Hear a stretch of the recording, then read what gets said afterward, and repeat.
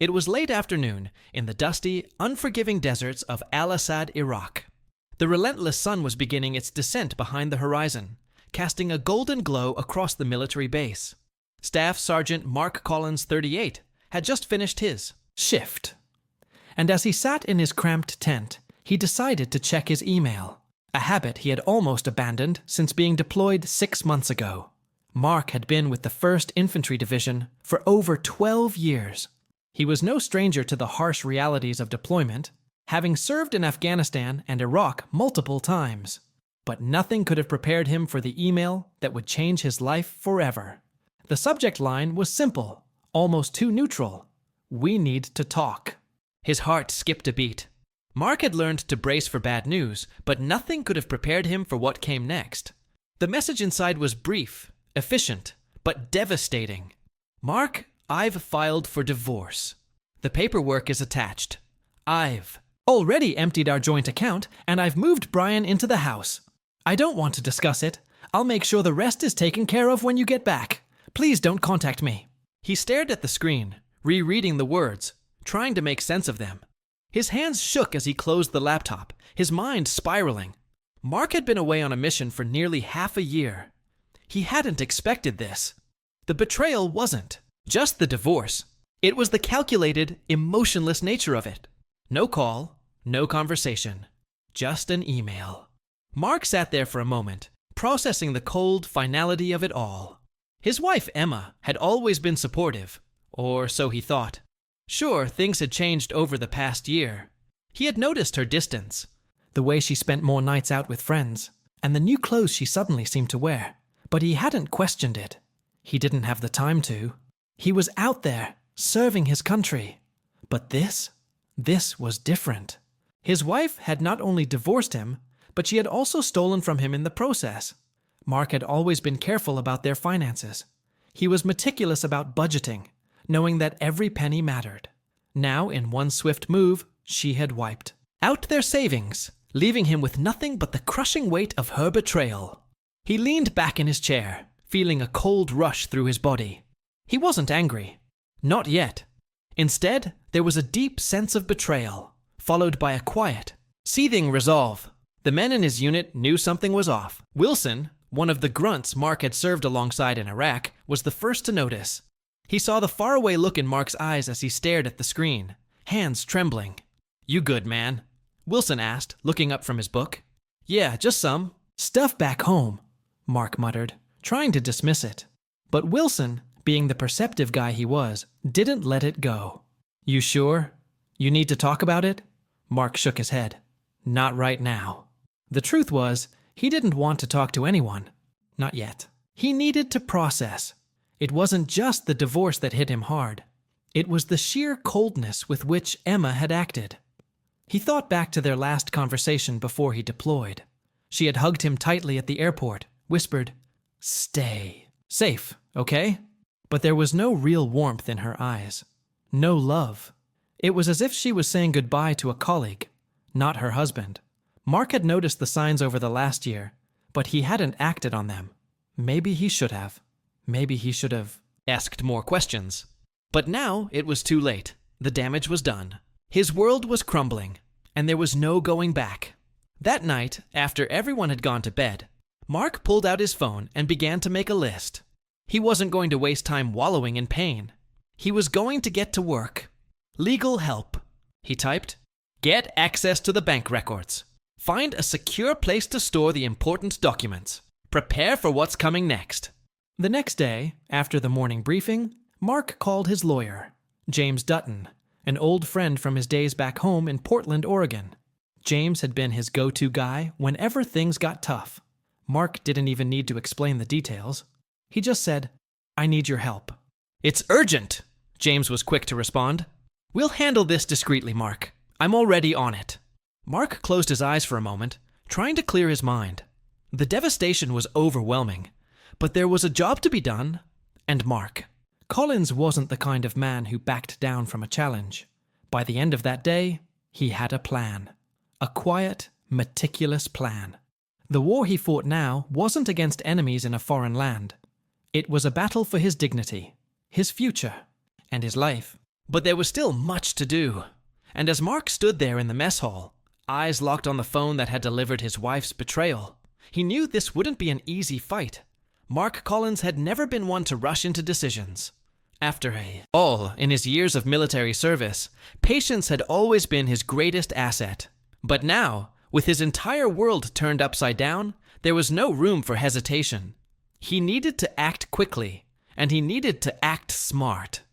2 weeks had passed. Since the fateful email, Mark had spent the first few days in a fog, reeling from the shock, trying to shake the feeling of betrayal that clung to him like a second skin.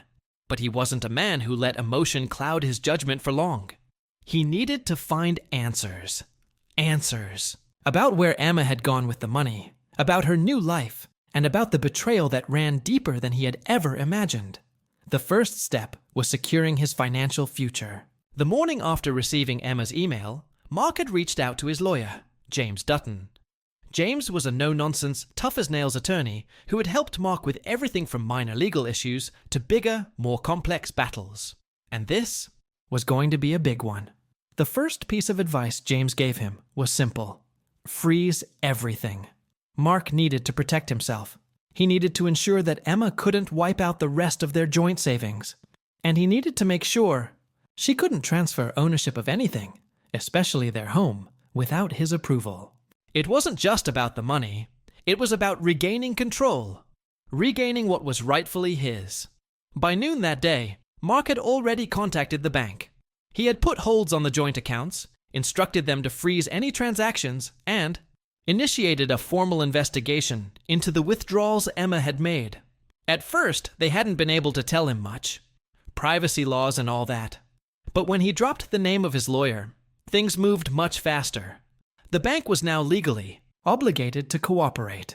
Later that evening, Mark sat down with his laptop and pulled up their home security system. He had access to it remotely, a feature he'd set up a few years ago when he was stationed elsewhere. He hadn't given it much thought, but now it was his best tool to monitor what was happening at home.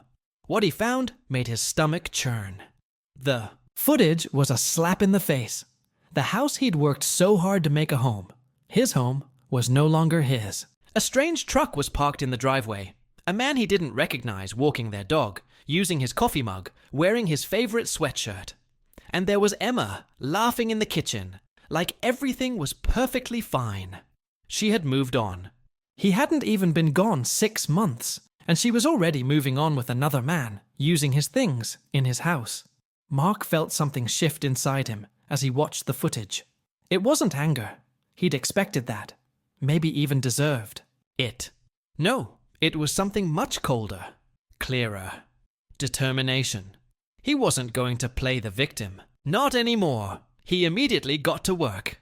The next day, he made a list of everything he needed to do, and he wasn't about to let anything slip through the cracks. Step 1. Contact a forensic accountant. Mark had been meticulous with their finances.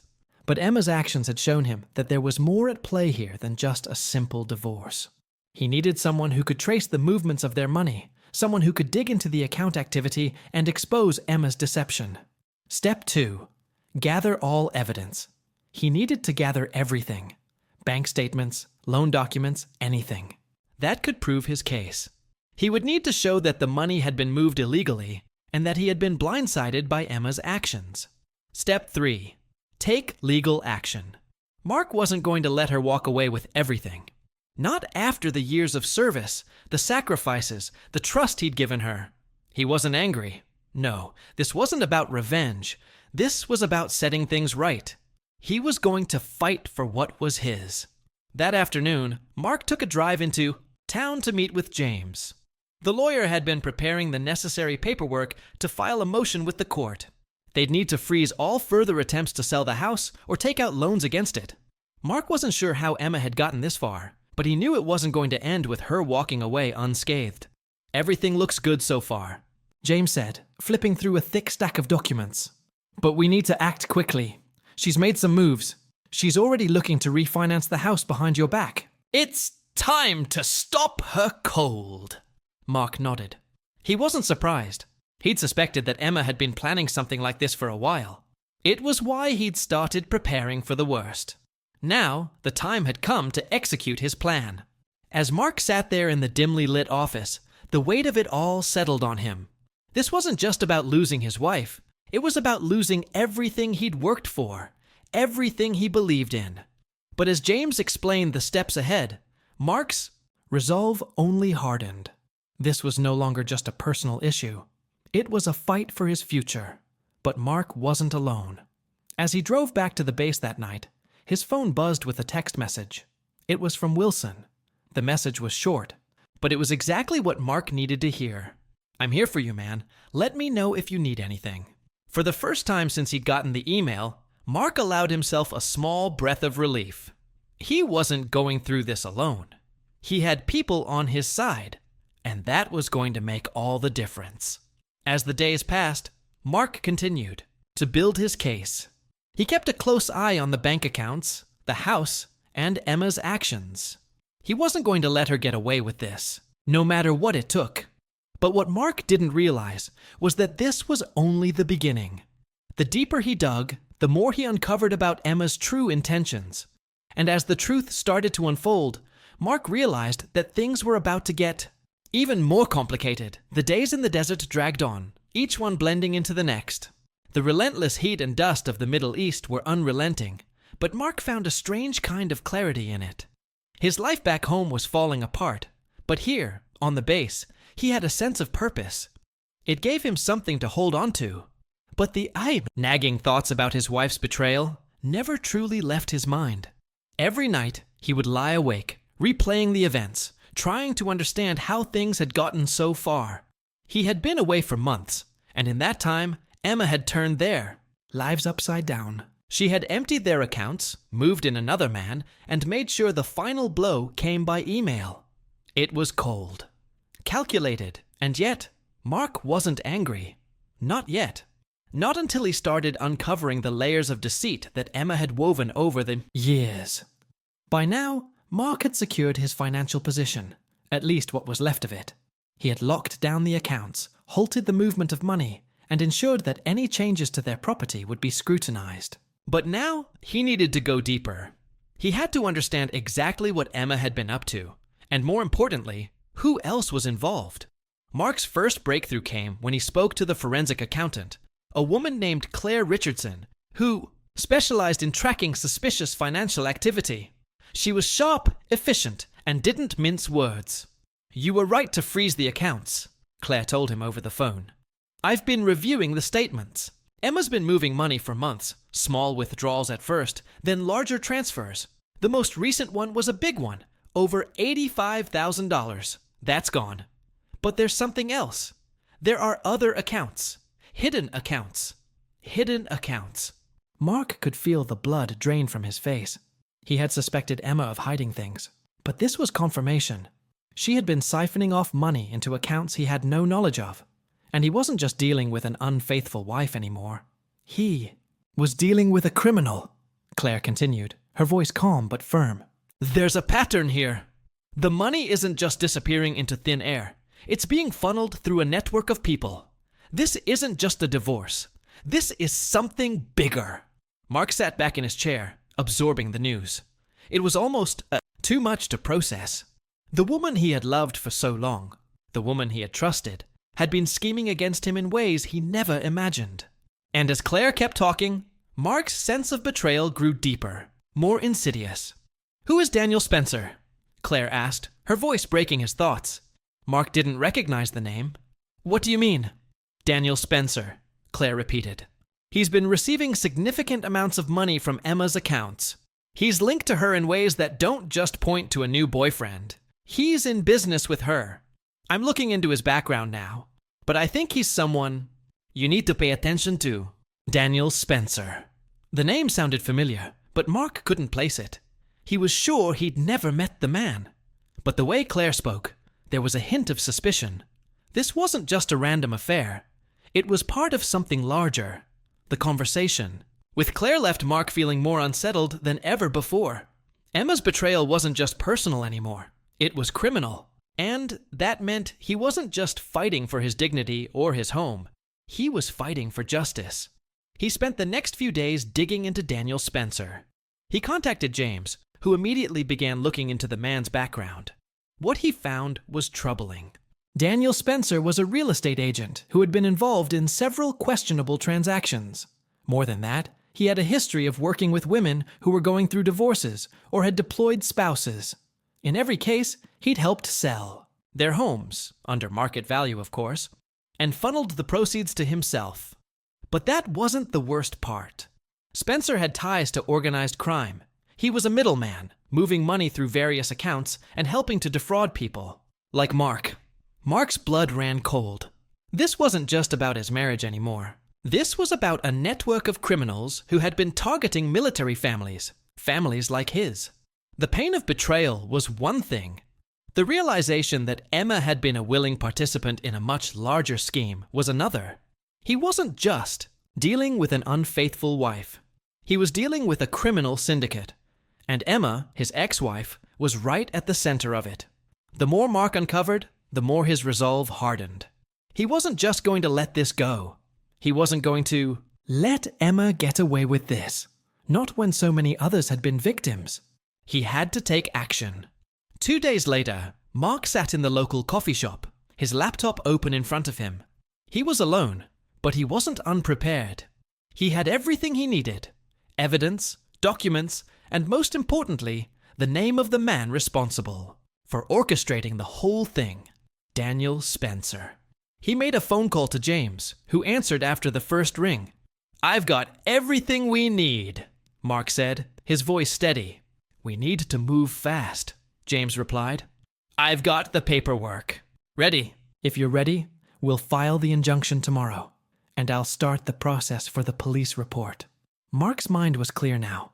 This wasn't about emotions anymore. It wasn't about his broken marriage or his pain.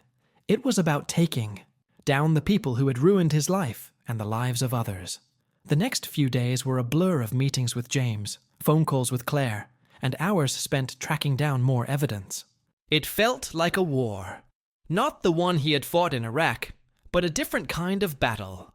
This was a war of strategy, of patience, and of finding justice. And Mark Collins wasn't about to lose. The days were getting longer, the heat more unbearable. But Mark was focused. The steady routine of his military life had given him a sense of control. But now, back in the States, the control was his to take back. This wasn't just about the house or the money. This was about revenge. But not the kind of revenge where emotions ruled. This was calculated, deliberate, and most importantly, strategic. He wasn't going to let Emma, or anyone else, walk away from this without facing the consequences of their actions. Mark wasn't done with his research yet. As his lawyer, James, and forensic accountant, Claire, worked tirelessly behind the scenes, Mark found himself sitting at his small desk in his makeshift office, poring over documents. The evidence against Emma was piling up. Not only had she been funneling money, but now, with the discovery of Daniel Spencer's criminal ties, Mark realized the depth of the situation. It wasn't just Emma he had to deal with. It was the larger criminal operation that she had willingly become a part of, using their finances as a weapon, and all the while maintaining her cold indifference. The betrayal wasn't personal anymore. It was part of a larger network of deception that reached beyond their marriage. The more he uncovered, the more disgusted he became with what he had once called his life. Mark needed a plan. He had to hit them where it hurt. The next piece of the puzzle came when James managed to track down information on one of Spencer's accomplices, a man named Adam Fields. Adam was another real estate agent who had worked alongside Spencer, helping to sell stolen homes at below market value. Together, they were running a scheme that targeted military families, particularly deployed service members. They would convince the wives or husbands that it was a good time to sell their homes, often under duress, and in many cases, those soldiers didn't even realize they were being exploited. The more Mark learned, the clearer the picture became. Emma wasn't just a victim of Spencer. She was complicit. She had actively participated in the fraud, taking part in a well-oiled operation designed to steal from people like him. The sheer audacity of it made Mark sick. He wasn't angry anymore. He had transcended that emotion. This was a fight for something much bigger. This wasn't just about Emma and their broken marriage. It was about stopping people like her from destroying the lives of more military families. James called him late that night. "I've got something," he said, his voice grave. Mark's heart skipped a beat. He had been waiting for this call.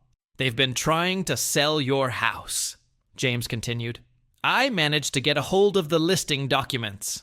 They've already signed a contract with a buyer. Someone named Joseph Green." Joseph Green. Mark didn't recognize the name, but he did recognize the red flags. Another player in the scheme, it seemed.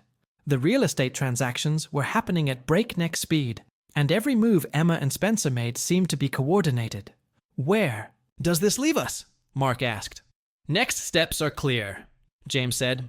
"We've got enough evidence to freeze the property sale. We can file for a restraining order, but you're going to need to act fast.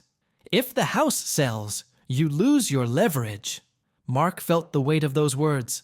The house, his home, the place where he'd built a life with Emma, was slipping through his fingers. Not because of any fault of his own, but because of Emma's greed and betrayal. "I'll take care of it," Mark said, his voice steady. He wasn't going to let them get away with it. The next morning, Mark set his plan into motion. He had already contacted the county clerk's office to file an injunction to prevent the sale. They'd been given a window to act, and Mark wasn't about to let it slip away. He and James had spent hours reviewing the documents, cross-checking signatures, and ensuring that they had everything they needed to make the case airtight. He sat at the table, going over the details once more. A sense of calm settled over him. For the first time since the divorce papers had come through, he felt in control again. He knew exactly what needed to be done. Later that afternoon, he met with the bank, where he was able to get the loan officers to cooperate in freezing any further transactions against the house. The fraudulent refinance had been stopped, and the funds had been frozen in the process. But Mark wasn't finished yet. There was still Emma to deal with. That evening, Mark checked his email. The subject line read, "We need to talk. You've made a mistake." It was from Emma. Her words were familiar, cold, detached, and defensive. "Mark," the bank called, "what have you done? Why did you stop the refinance? I'm trying to make this as easy as possible for both of us, but you're making it harder than it needs to be. This isn't about the money, it's about moving forward." Mark read the email twice. It felt like a slap in the face. The way she was trying to control the narrative, trying to make him feel guilty for standing up for himself, for standing up for his rights. He didn't respond. He didn't need to. Emma's game was over. The truth was out, and there was nothing she could do to change it. The next morning, Mark woke up early and drove to the local courthouse. With the injunction paperwork in hand, he filed it with the clerk and ensured that it was officially on record. This was his home, his life, and he wasn't about to let anyone take it from him. As he sat in his car outside the courthouse, his phone buzzed. It was another message from Emma. "Mark, I know I've made mistakes, but this isn't the way to handle it. We need to talk." "This time," Mark finally replied, "I'm done talking." For the first time in months, Mark felt a sense of peace wash over him. He wasn't angry. He wasn't upset. He was simply moving forward. But little did Mark know, things were about to take an even darker turn. The days after Mark filed the injunction felt like a blur, as if the world had shifted in subtle ways that he couldn't quite understand. The battle to keep his home, his life, from slipping into the hands of criminals like Daniel Spencer and Emma was far from over. But for the first time since receiving that devastating email, Mark felt a sense of control. He wasn't going to let them take everything from him. His resolve was unshakable. But the legal proceedings were moving slower than Mark had hoped. The wheels of justice, despite their forward momentum, always seemed to turn too slowly. Every time he checked in with James or Claire, the words were the same. "We're still waiting on this. Still gathering the evidence. It'll take time." That was the nature of these things, Mark understood. But it didn't stop the gnawing feeling that time was working against him. Emma and her partners in crime were trying to move fast, and he couldn't let them slip through his fingers. The truth was out, but now he needed to see it through. The phone call came on a Tuesday afternoon, 3 weeks after he'd filed the injunction. It was from James. "We've got a problem. James said, his voice tight with concern. The buyer for the house, Joseph Green. He's pushed ahead with the sale. The bank's moving forward with processing the paperwork for the transfer. I don't know how they're doing this, but we've got to act fast. Mark's heart pounded. He had known this might happen. As much as he had hoped the injunction would be enough, he also knew that people like Emma and Spencer didn't play by the rules. They played dirty. I thought the injunction was supposed to stop this, Mark said, trying to keep his voice steady, though the anger and frustration were bubbling beneath the surface. It should have, James replied, but there's a loophole. Emma and Spencer are trying to sell the house under the table. They've been working with the bank officer directly, bypassing the standard procedures. I'm going to need your help to stop this. Mark's pulse quickened. What do you need me to do? We need to go to the bank, James said. You need to confront them.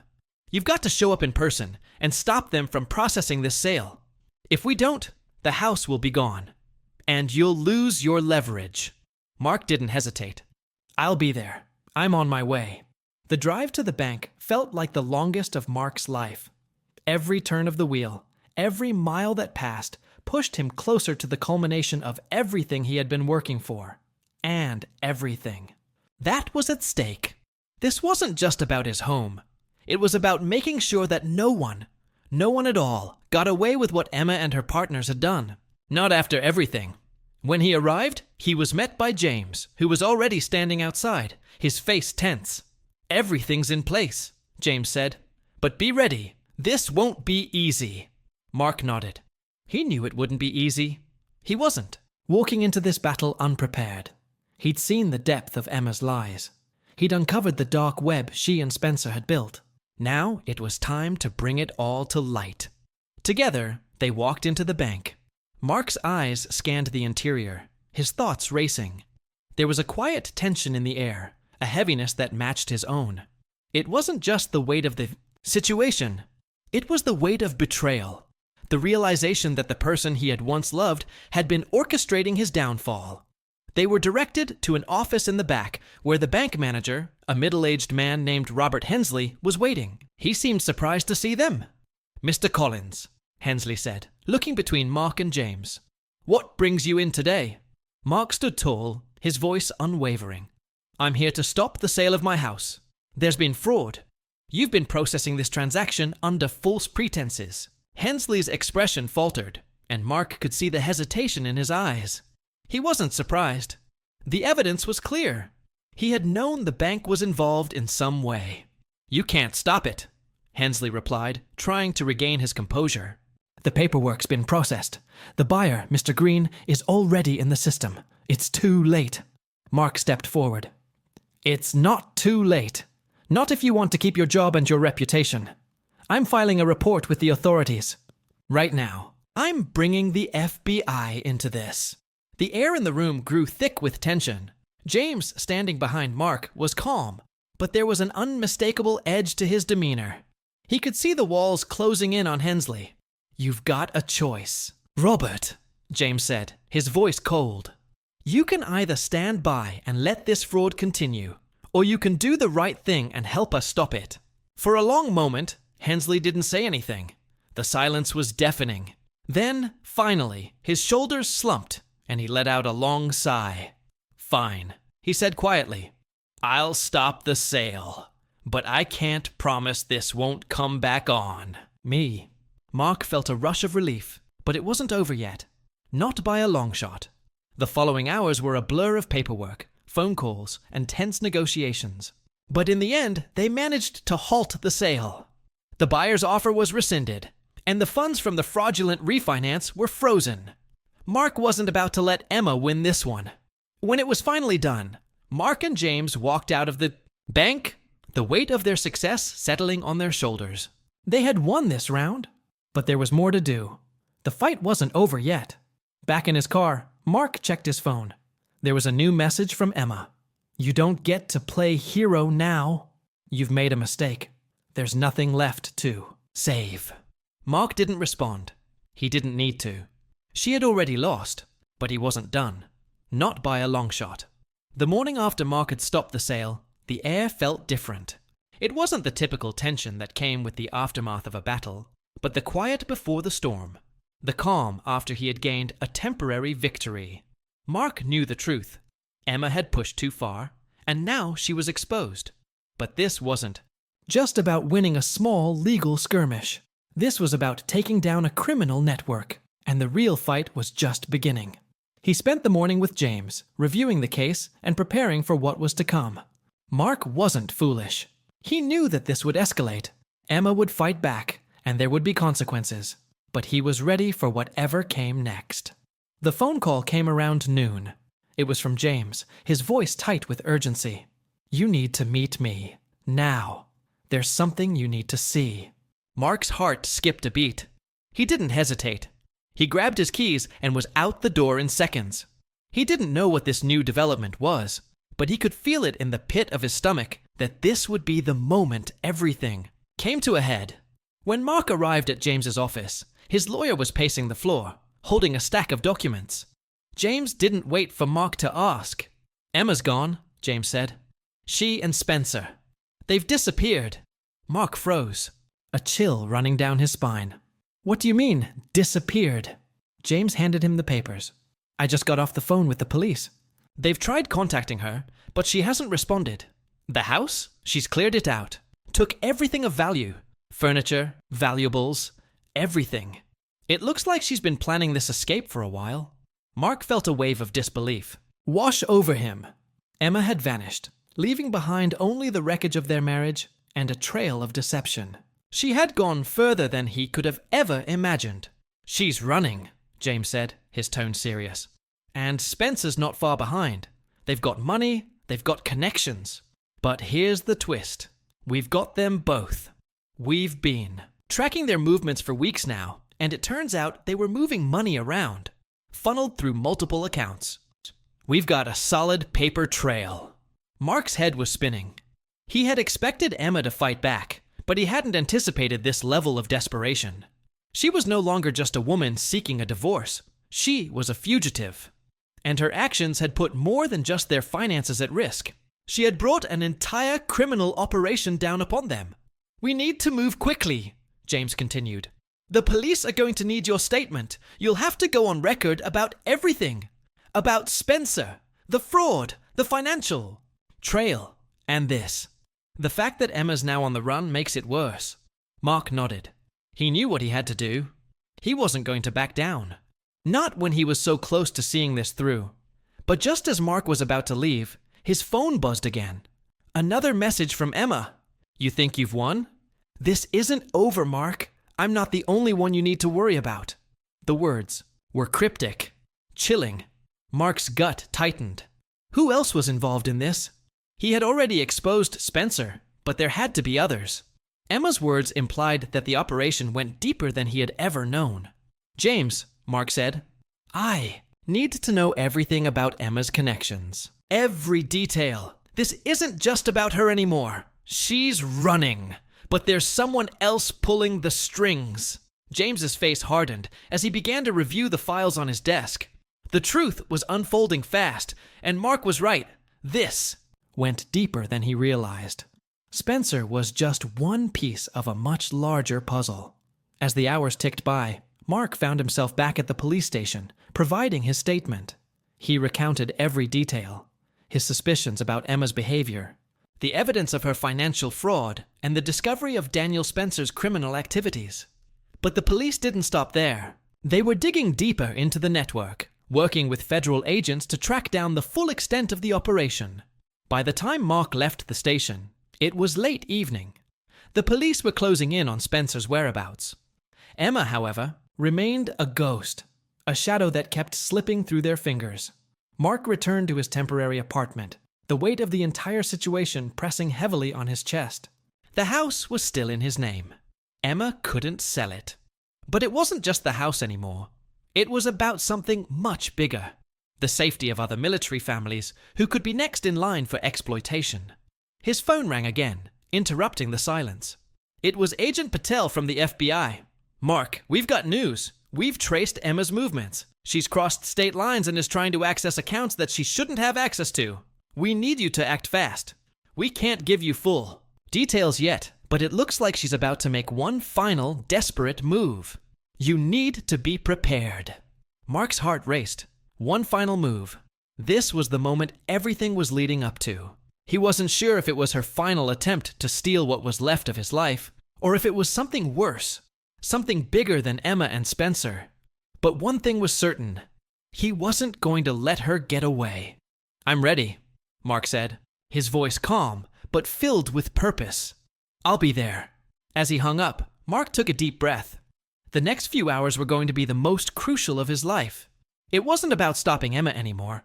It was about bringing down a criminal. Empire that had targeted military families like his own. And Mark Collins was going to make sure it ended now.